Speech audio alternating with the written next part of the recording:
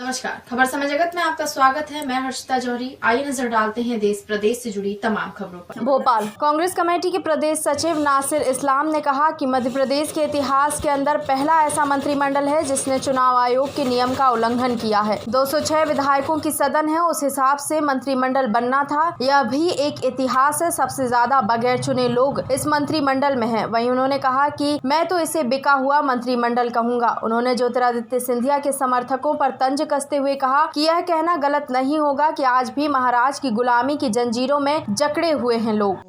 वहीं उन्होंने कहा है कि कांग्रेस में व्यक्ति चुनाव लड़ता है और भाजपा में संगठन चुनाव लड़ता है। इस पर क्या कहेंगे?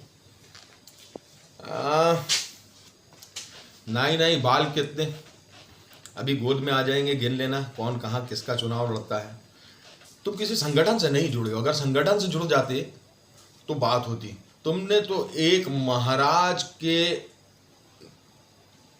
खुले शब्दों में कहूं कि गुलामी की जंजीरों में जकड़े लोग। तुम्हें संगठन, पार्टी, इन सब के महात्माओं का क्या दर्द? कौन लड़ेगा और कैसे लड़ेगा ये अभी पता चलेगा। इससे पहले भी आप कांग्रेस संगठन के माध्यम से जीत कर आए थे और कांग्रेस के कार्यकर्ताओं की जीत थी वो।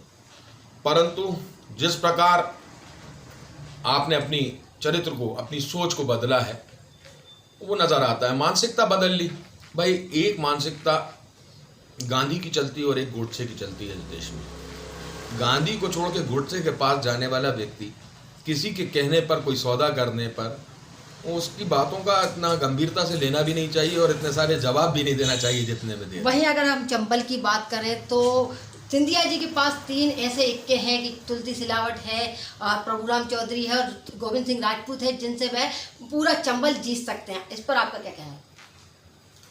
प्रभुराम चौधरी तो रायसेन के हैं, अपनी फील्डिंग में लगे हैं देखिए। और वहाँ शेषवार जी का बेटा इससे पहले चुनाव लड़ा था और शेषवार एक बहुत बड़ी हैसियत के नेता है भाजपा में। तो सबसे पहले तो ये है कि उनको रायसेन में अपनी ओढ़ना और बिछोना तय करना पड़ेगा। दूसरों की तो बात छोड़िए।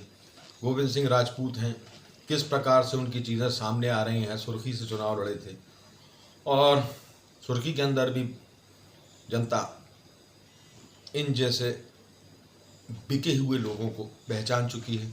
और किसका नाम लिया आपने, तो तुलसी सिलावट जी का, तो वो वहाँ से प्रेमचंद गुड्डू जी मेहनत कर रहे हैं। ये मैं दावा करता हूँ ये तीनों में से 2 लोगों की तो ज़मानत भी जब्त होगी। ये आप देखिएगा, बहुत जल्दी सामने आएगा।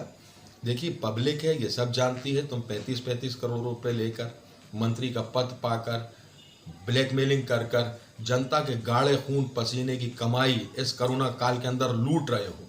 ऐसे लुटेरों को मध्य प्रदेश की जनता बहुत जल्दी सबक सिखाएगी और सामने आएगा।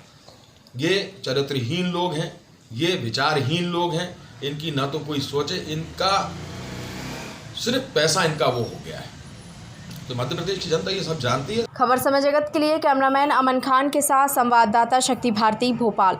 For latest news, subscribe to our channel and press the bell icon.